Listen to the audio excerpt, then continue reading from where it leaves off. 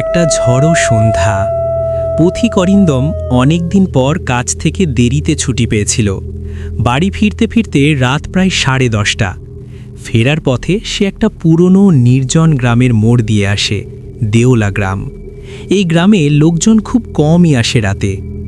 মোড়ের পাশে একটা মাত্র কাঠের চায়ের দোকান। দোকানটা কেমন যেন আধো অন্ধকারে ঢাকা, কিন্তু ভেতরে একটা কুয়াশা ঢাকা আলো জ্বলছে।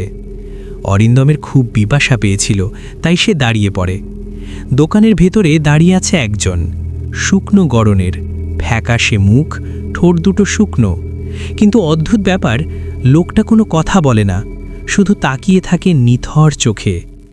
অরিন্দম অস্বস্তি পেলেও বলে, দাদা, এক কাপ চা হবে?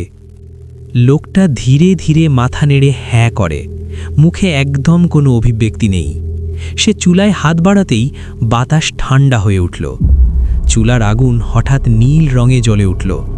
অরিন্দম ভয় পেল, কিন্তু তৃষ্ণায় চা নিল। চা মুখে দিতেই অরিন্দমের মনে হলো কেউ যেন হালকা করে তার কাঁধে হাত রাখল। সে পিছনে তাকিয়ে দেখে কেউ নেই। পুরো ভিডিওটা দেখার জন্য আমাদের চ্যানেলটাকে সাবস্ক্রাইব করুন।